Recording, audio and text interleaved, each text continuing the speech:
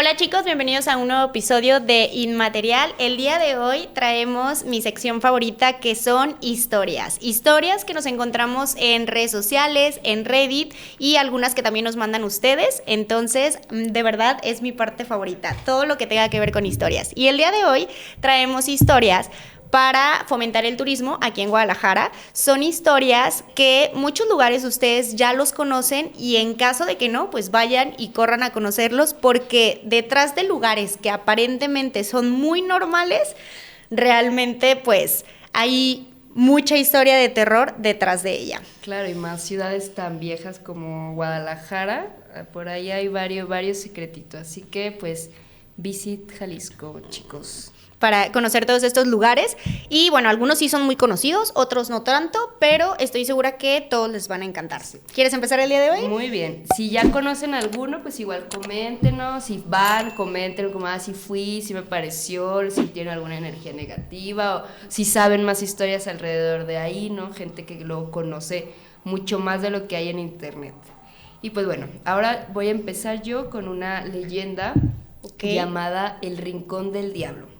Y pues esta está basada en la Casa Morelos 102, que está en el centro histórico aquí de Guadalajara, y que de hecho todavía el día de hoy se mantiene en uso ese edificio y es parte de la Secretaría de Turismo de Jalisco. Y pues bueno, comenzamos. Dale. Hay edificios que envejecen con dignidad y hay otros que no envejecen. Simplemente se agazapan, esperan, callan, observan desde sus balcones de cantera como si los siglos no fueran tiempo, sino alimento. En el corazón del centro histórico de Guadalajara, donde hoy caminan turistas y pasean familias, hay una finca de esquina, sobria y majestuosa, conocida como la Casa de Morelos 102. Quienes trabajan ahí, en la Secretaría de Turismo, rara vez mencionan su antiguo nombre en voz alta, no por vergüenza, sino por preocupación. Este es el Rincón del Diablo. La historia oficial dice que fue construida en 1590 por la Orden de los Dominicos, como parte del convento de Santa María de Gracia. También que albergó en su momento las oficinas de la Santa Inquisición en Guadalajara. Lo que no se cuenta abiertamente es que dentro de esos gruesos muros hechos para contener secretos, castigar pecados, también se abrió algo más, algo que jamás debió haber sido expuesto. Bueno, después de una restauración que se comenzó a mediados de los años 70, durante la demolición masiva del barrio para levantar la futura Plaza Tapatía, la finca estuvo a punto de caer. Fue el señor Jiménez, un empresario excéntrico, el que insistió en salvarla. Dicen que no lo hizo por amor al patrimonio, sino que la casa lo llamó. Él mismo supervisó parte de la restauración, mandó a traer cantera rosa de la misma zona donde se extrajo la original, se trajo un viejo albañil de Tlaquepaque, de manos temblorosas pero de vista certera. La intención de él era devolverle su forma al estilo regional de principios del siglo XIX, pero durante la obra algo ocurrió. En una de las habitaciones del segundo piso, mientras quitaban una capa del aplanado, los trabajadores descubrieron una puerta sellada. Esta no aparecía en ningún plano ni correspondía a la distribución del convento original. Al abrirla, encontraron una pequeña cámara sin ventanas ni muebles, solo una especie de círculo grabado en el suelo hecho con símbolos ya ilegibles. Y en el centro del círculo, un cuenco de obsidiana roto y una pluma ennegrecida. Esa misma semana, 2 albañiles renunciaron sin dar explicaciones. Uno de ellos se fue de Guadalajara y el otro fue encontrado semanas después en estado de shock, sentado en el suelo de su casa repitiendo una frase en voz baja: no es un rincón, es una boca, no es un rincón, es una boca. Ecos bajo los muros que se escuchaban, pero cuando el edificio reabrió, ya estando restaurado, comenzaron a sonar todas estas anécdotas, donde los guardias de seguridad aseguraban escuchar pasos de botas sobre los pasillos a la madrugada, a pesar de que ya no había nadie. Secretarias que sentía que alguien las miraba por la espalda, aunque estaban solas, visitantes que, sin saber la historia, evitaban la esquina del noreste del segundo piso, diciendo que les daba náuseas estar ahí. Una de las funcionarias más jóvenes, llamada Marcela, fue la primera en decirlo sin rodeos. Esta casa no está vacía nunca. Marcela empezó a notar cambios en su rutina. Primero fueron cosas pequeñas. Los relojes se atrasaban en su presencia, los documentos desaparecían de su escritorio y reaparecían en cajones que ella nunca usaba. Luego comenzó a tener pesadillas recurrentes. Una figura encapuchada la observaba desde el balcón esquinado, el de la famosa columna tapatía, y le hablaba con una voz que no era su voz, sino un crujido de madera vieja mezclado con campanas lejanas. Una noche, tras quedarse sola revisando informes, escuchó pasos lentos en el piso de arriba. Tomó su celular y comenzó a grabar. Al subir, no había nadie, pero las puertas estaban abiertas de par en par y el aire olía a incienso y a cobre. En su grabación claramente se escucha una frase en latín: in angulo suo, diabolus domit, sed vigiliat. En su rincón el diablo duerme, pero vigila. Fíjate que es una de las historias que creo que no tienes que ver algo explícito o que se te aparezca el mismísimo diablo para sentir esa energía negativa dentro de un lugar. Claro. O sea, siento que hay muchísimos lugares que al momento de pisarlos, como en este caso, en cuanto entraban las personas, sentían miradas, sentían pasos, pero no hay ahorita Como un testigo. claro. Y ninguna explicación, claro está. O sea, no hay testigos de que digan, sí, lo vi y entonces se me apareció el diablo con pata de no sé qué, de palo. O sea, realmente no existe de palo y nomás de cabra. Pero sí realmente, o sea, siento que son ese tipo de lugares en donde tú llegas. Sí, llegas y se siente, ¿no? Hasta por pasar de fuera. Hay quienes han mencionado estos turistas que voltean arriba y al tomar fotos en este balcón pues ven una figura con su capucha. Exacto. Quienes han dicho que han visto a este hombre con la pluma negra, y pues todo esto alimenta este mito porque aparte son edificios con historias, ¿no? Exacto. Y los muros mucha guardan energía historia. Y si fue un convento en el virreinato, que sabemos que por desgracia muchos no hicieron cosas buenas, ¿no? Entonces pues ahí había energía pesada. Si fueron oficinas de la Santa Inquisición, pues no se diga, ¿no? Entonces, pues ahí el diablo seguro se alimentaba, que sabemos que a él le gusta la culpa, el miedo, y dónde más va a haber culpa y miedo que en estos espacios, ¿no? Exactamente, y es ahorita que decías de que pues son lugares con muchísima historia, esto me lleva a la siguiente historia, que es sobre el Cabañas. Muchos de los que somos de Guadalajara, y si no conocen Guadalajara, obligados están a conocer el Cabañas. Sí, claro. La historia trata de, bueno, no la cuenta ni el título, ay, parpadeó, el título de El día que el reloj del Cabañas me puso los pelos de punta. Me llamo Diego, tengo 33 años y soy de Guadalajara. Siempre me ha gustado explorar los rincones históricos de mi ciudad y uno de mis lugares favoritos es el Hospicio Cabañas, ahora conocido como el Instituto Cultural Cabañas. Es un edificio impresionante, lleno de historia y arte, pero también de leyendas que te hacen pensar dos veces antes de caminar tan solo por los pasillos. Una tarde, mientras participaba en un recorrido guiado por el lugar, el guía mencionó la leyenda del reloj de la muerte. Según cuentan, hace décadas, un reloj traído desde Europa fue instalado en la fachada del hospicio. Lo curioso es que, inexplicablemente, el reloj se detenía de vez en cuando. Y cada vez que eso ocurría, poco después fallecía uno de los niños que vivía ahí. Las monjas que cuidaban el lugar empezaron a notar estas coincidencias y asustadas decidieron quitar el reloj en 1952, hace más de 70 años. Lo que me dejó helado fue que justo cuando el guía terminó de contar la historia, escuchamos un sonido metálico proveniente de la antigua sala donde solía estar el reloj. No había nadie más ahí, y el guía, con una sonrisa nerviosa, dijo: parece que el reloj aún quiere hacerse notar.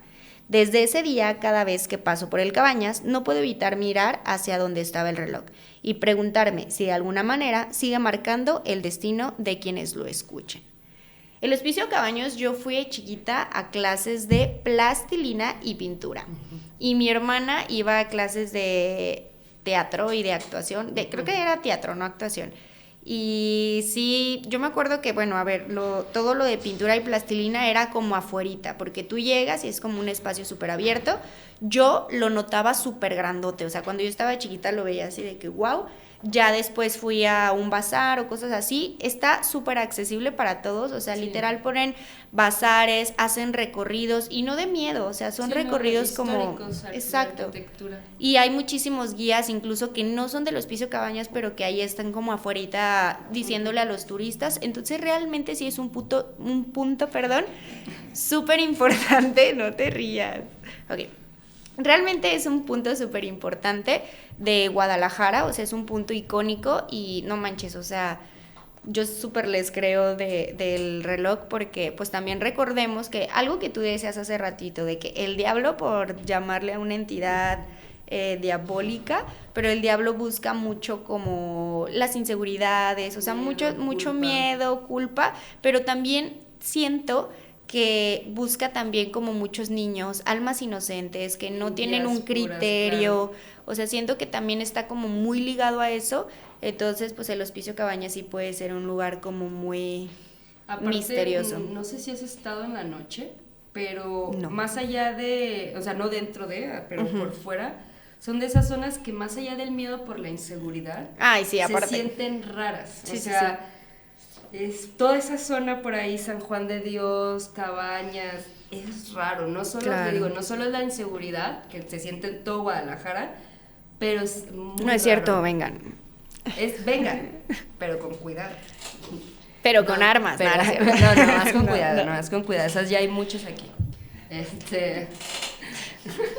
Pero sí se siente algo muy extraño, muy pesado, o sea, no, a mí cuando paso por ahí, en verdad me da más miedo que me vaya a salir algo a que me vaya a salir un loco o alguien que me vaya a hacer algo, porque lo siento así como siempre que me ha tocado pasar por ahí, sí es una zona que sí me causa cierto como inquietud de esta interna que vas así como volteando o no queriendo voltear, claro. Porque no quieres ver lo que está, o sea, realmente sí es una zona que a mí me parece muy fuerte. Muy inquietante. Muy inquietante, exactamente. Y sí, pues realmente es un edificio viejo, muy entonces viejo. Sí, pues de ahí puede partir muchísimas y anécdotas. Y como tú dices, que en un tiempo hubo niños, que los niños siempre también han atraído, pues no solo como a entes, ¿no? Sino también por desgracia prácticas. Exacto. Y más porque eran niños abandonados, no era un hospicio para niños sin hogar, por lo tanto pues podrían aprovecharse para hacer prácticas no tan correctas, esotéricas, que al final guardan estas energías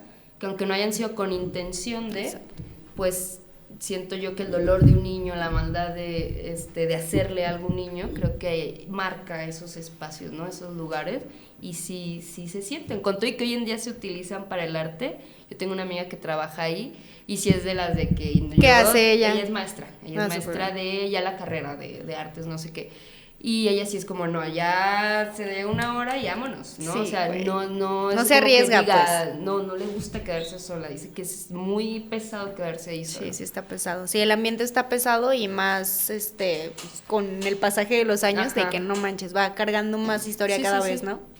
Y sí, está intenso. Es un poquito sensible y pues ya, se siente. Okay. ¿Ustedes qué calles les parecen así o no sé, le han pasado por alguna calle que les ha hecho sentir miedo o que conocen alguna leyenda por ahí de su colonia? Hay colonias muy viejas, la de Belén, por mi colonia decían que justamente en la calle en la que vivo ahí ahorcaban personas, había muchos tesoros, y esto me lo ha dicho varias gente, y de hecho se dice que la señora al lado de mi casa ya sí encontró un tesoro, porque muy de repente se hizo rica. La voy a investigar, quién sabe, tiene pacto con el diablo. Chance. Yo tengo un tío que desenterró un tesoro y todas mis tías juran y perjuran que se hizo rico de la noche a la mañana porque desenterró un tesoro, pero él no es rico. O sea, él nada más tiene una tienda, pero él una vez pedo empezó a decir de que yo tengo dinero para 10 generaciones más y no les voy a dar nada de acá. Mijo. Pues quiere ser muy pero va a terminar prudente. Yo luego ojalá. O alguien más. O tú, ojalá. No, está maldito, acuérdate. No. agua bendita. Y ya con eso. Danza, Y me lo gasto. ajá, y te lo gastas. O lo gastas para que no se quede ahí estancada la mala suerte en tu familia. Vemos a ver qué pasa. Pásasela a Palacio de Hierro. Toma, te doy mi mala suerte. Aparte Palacio de Hierro, güey, no. No, me lo voy a hacer en cosas más prudentes, sí. Pero bueno, la siguiente historia es el Callejón del Diablo. ¿Quieres contarla o la cuento yo? Pues démosle. Démosle turbo. Muy pocos conocen el verdadero nombre del callejón, perdido entre las antiguas casonas de la colonia americana. A simple vista, es solo un pedazo angosto entre dos edificios antiguos, con una farola que parpadea y unos muros cubiertos de enredaderas secas. Pero los vecinos más viejos saben que ese lugar no es seguro después del anochecer. La leyenda dice que a mediados del siglo XX un hombre misterioso empezó a rondar la zona, siempre elegante, vestido con traje negro y sombrero de ala ancha. Nadie sabía su nombre ni su oficio, pero decían que sus ojos brillaban de rojo cuando sonreía. A veces se acercaba a jóvenes desesperados, artistas hambrientos, humanistas, hombres de negocio quebrados, y les ofrecía lo que más deseaban: fama, amor, fortuna. A cambio, pedía algo mínimo, una firma, un favor, una promesa. Un muchacho llamado David, estudiante de arquitectura, lo conocí una noche, mientras cruzaba por ese callejón. Había reprobado 2 materias, no tenía para pagar la renta y estaba por dejar la carrera. El hombre lo detuvo justo al centro del callejón y le dijo: ¿puedo ayudarte? Tendrás talento, éxito y dinero. Solo necesito que regreses aquí dentro de 5 años a la misma hora y que vengas tú solo. David aceptó y lo cumplió todo. Lo aceptaron en una firma prestigiosa, ganó premios y su vida cambió de la noche a la mañana. Pero cuando se dieron los 5 años, no regresó, se fue del país, intentó escapar del pacto. Una semana después de la fecha acordada, su cuerpo apareció en el mismo callejón. Tenía la lengua cortada y las palmas quemadas con formas de estrella. Nadie lo había visto entrar. Las cámaras, curiosamente, fallaron esa noche. Desde entonces, el callejón ganó su apodo. Quienes se acercan de noche aseguran escuchar pasos, aunque esté vacío. Otros dicen que si lo cruzas en silencio a las 3:33 de la mañana, el hombre aparecerá y te ofrecerá lo que más deseas. La pregunta es, ¿estás dispuesto a pagarlo? No. ¿Tú estarías dispuesta a pagar y ofrecer qué? ¿Por qué? La verdad, yo sé, o sea, de todas las historias que se saben en la vida, que hemos contado también en este podcast, siempre si te dan algo no puede ser tan bueno como para no quitarte algo súper importante. Siempre le tiene que convenir más a la parte ofertadora que a la que agarra, entonces sí, no lo haría. Y si yo estoy viendo que estos 5 años me fue súper bien, claramente regresaría a los 5 años. Aunque no sabemos si tal vez estaba huyendo porque lo iban a matar, que igual terminó en la misma historia. O luego mucha gente no lo cree, ¿no? O sea, o por ejemplo me ha tocado escuchar como estos que luego se meten a la santería, la ven fácil, se aburren, lo dejan y creen que es así, ¿no? Como sencillo, creen que todos son bondadosos como las otras religiones, que podrás hacer mandas y si no la cumples pues no pasa nada, ¿no? Pero hay otros dioses que a lo que se relata, otras deidades elementales que a lo que se relata, pues sí son más celosas, ¿no? Son más de pedir, de necesitar, ¿no? Sí, porque fácil. También con eso se alimentan. Claro. ¿No? Sí. Necesitan de... Sí, que es muy, muy fácil entrar y es muy difícil salir, o incluso podría ser hasta que no se puede salir, ¿sabes? Hasta el momento lo que yo he escuchado es que no se puede salir solo otorgando tu maldición, ya sea pasándola a alguien más, pero pues volvemos, al final es egoísta, como ya obtuviste lo que quisiste y ahora ya nomás así de fácil se lo quieres pasar a alguien más. Sí, eso es muy cobarde de muchas personas, siento yo, claro. De que neta pueden nada más así, pues pasar a las generaciones todas las maldiciones. Todo lo negativo nomás para que ellos puedan tener un poquito de gloria, porque al final de cuentas volvemos, tampoco dura para siempre. Exacto, nada dura para siempre. Menos mal habido. Menos mal habido, hay que trabajar por lo que queremos siempre. Y hablando de generaciones, vamos a la siguiente historia, que es una casa súper popular en Guadalajara, que está en el centro histórico, que es la Casa de los Perros. La Casa de los Perros es una fachada muy, pues no sé cuántos años tendrá la neta, pero es muy icónica porque tiene unos perritos, como unas esculturas de perros afuerita. Pero dice la leyenda que nunca hubo perros adentro. Entonces, esta historia nos la cuenta una persona y va así. Hola, yo soy de Guadalajara. Siempre me han gustado las historias de miedo y una de las más famosas aquí es la Casa de los Perros. Es edificio antiguo en el centro, justo frente a la Plaza Reforma. La historia comienza con don Jesús Flores, un cafatalero adinerado que vivía en esa casa a finales del siglo XIX. Se casó con Ana, una mujer mucho más joven que él. Para decorar su hogar, mandaron traer desde Nueva York 2 esculturas de perros que colocaron en la azotea, que es la que les digo que se ve como desde afuera. Y por eso la casa recibió su peculiar nombre, la Casa de los Perros. Después de la muerte de don Jesús, Ana no tardó en entablar una relación con José Cuervo, el administrador de las propiedades de su difunto esposo. La leyenda dice que al poco tiempo comenzaron a suceder cosas extrañas en la casa, voces, susurros, ladridos en medio de la noche. Incluso algunos aseguraban que las estatuas de los perros cobraban vida para atormentar a los nuevos habitantes y que era su ex esposo, o sea que cobraba vida con los perritos para molestar a la nueva vida de su esposo. Se dice que don Jesús dejó una última voluntad: quien rezara un novenario en su mausoleo ubicado en el Panteón de Mezquitán a medianoche y solo con una vela recibiría las escrituras de la casa. Muchos lo intentaron, pero todos salieron huyendo al escuchar una voz de ultratumba que respondía a sus rezos. Hoy en día la Casa de los Perros alberga el Museo del Periodismo y las Artes Gráficas, pero aún hay quienes afirman que por las noches se escuchan ruidos extraños y que las estatuas de los perros siguen vigilando desde lo alto.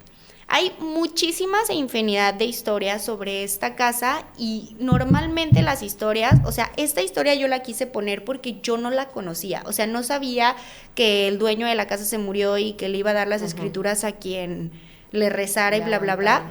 Yo solo había escuchado de que había muchos ladridos de perros adentro y que a veces las estatuas movían como su cabeza, o sea, que cobraban vida y que muchos transeúntes realmente lo llegaron a ver. O sea, personas X que pasaban como afuera de la casa, que no es una casa, o sea, es un edificio. Yo lo veo como más un edificio. Sí. Pero pues la Casa de los Perros, porque en algún momento fue una casa. Pero sí, o sea, esta historia se me hace muy, pues no sé, como muy subreal, porque a ver, del hecho de que ya una estatua sí, se apodere de la vida y empiece a moverse, como que siento que, pues no sé. Raro. Pero lo pues de los ladridos. De las gárgolas, exacto, ¿no? sí. Es como sus gárgolas de ese lugar, que también tienen mucho esta fama de sí moverse, de sí, aparte de vigilar, pues ser estas, no solo simbólico, sino decir tomar vida, pero pues sí estaría muy extraño ¿por qué perros, no? O sea, puede que solamente haya sido un gusto raro que tuviera sí, claro. el señor y ya resulta que, maldito. Sí, porque pues creo yo pudo haber utilizado elementos más de la época más macabros. Generalmente hasta los perros pues tienen connotaciones más de protección, nobles. Más nobles, pero pues quién sabe. También sí, pues a él le gustaban los perros y tal vez él quería que los perros le fueran fiel a él y entonces cuando él muere, él cobra vida a los perros y shalala. Y pues quién sabe, o sea, no sabemos qué puede ser. ¿Han escuchado sus abuelos, tíos, padres, les han contado algo acerca de la Casa de los Perros? Los perros o algún otro, el Palacio de las Vacas? Ay, sí, hay también. Infinidad de la Cloverland, está la mansión del Trébol Negro, hay infinidad de casas, espacios que encierran todo este misticismo, ¿no? Que aparte son muy viejas, no sé si quisieran saber de alguno más y si los tienen en casita saben de alguno más que nos quisieran mandar su historia y contar pues lo que sepan sobre ella, porque luego hay muchas versiones y pues conocer todas las versiones posibles de esas historias. Sí, la neta es que hay muchísimas historias aquí en Guadalajara. De hecho, traemos otra más que es súper famosa y yo les quiero contar mi experiencia porque yo también fui, que es la historia del Hotel Azteca. O sea, el Hotel Azteca es un hotel que pues estuvo en funcionamiento antes de los 90, o sea, muchos años. Y este hotel, bueno, hubo una matanza más o menos como en el año 90 de unos... no sé si puedo decir así tal cual, pero sí, hubo una pelea como narcos y hubo muchísima matanza y entonces se supone que el lugar ya no fue intervenido, o sea, está súper abandonado y este lugar te dejan entrar como la casa del terror en días como Halloween, así, todos esos. Todos esos que están cercanos hacen incluso, o sea, hay turismo en donde tienes un guía y te lleva por toda la casa y así, o sea, está muy locochón, porque pues, o sea, no manches, literal entras y se supone que ellos traen como una lucecita en donde apuntan a la sangre, porque hay sangre derramada en las escaleras, hay un salón en específico, no es todo el edificio, no es todo el hotel, pero hay un salón en específico en donde hay sangre así por todos lados. Y pues no huele mal, o sea, realmente huele como a viejito y ya. A humedad. Sí, a encerrado, pero o sea, los guías de que apuntan a la sangre y se supone que si no me acuerdo si se hacía verde o azul o algo así, era sangre real. Y dicen que para hacer esto como más llamativo, derramaron sangre falsa encima de la sangre real. Entonces ellos pasan la lucecita y hay manchas de sangre en donde se siguen viendo rojas porque se supone que es pintura y hay otra Sí, hacen así el contraste. que sí se ve, que es muy poca si tú quieres, sí, pero pues también está impactante si la historia es real, pues no manches, o sea, ¿qué onda sí, claro, con...? saber que hay todavía sangre ahí, Exacto. que pasó una matanza, pues ahí ya le agrega no solo como lo paranormal, sino pues los hechos, ¿no? Exacto. Hubo muertos. Sí, de y que hubo una energía negativa y pesada en ese espacio, ¿no? O sea, de que está. Sí, la neta sí es ahí también habría que investigar si sí fue real o no. Según yo sí fue real, pero pues no manches, o sea, en caso de que sí o en caso de que no, pues la historia está muy intensa porque pues donde hubo muchas muertes, o sea, lo que decías, le encanta a lo malo todo lo que es la tragedia y si ahí hubo muchas, pues no manches, o sea, qué mejor buffet que un lugar donde hubo muchísimos asesinatos y muchísimas matanzas y muchísimo todo. Y morbo, ¿no? La gente que va ahí Sí. no va con intención de, ay, deja libero almas, ¿no? Sino le prendo una velita o guardo respeto, sino el morbo, y también eso alimenta pues... Todas estas historias. Y también lo que nos gusta. Así es. El terror. Y bueno, hasta aquí el episodio de hoy. Muchísimas gracias por acompañarnos en estas historias, para no dejarnos solas y acompañarnos hasta el final. Recuerden seguirnos en todas las redes sociales. Tenemos TikTok, tenemos Instagram, síganos en YouTube, síganos en Facebook, también en todos lados. En todos. En todos lados. Total. Y pues gracias. Bye. Chao.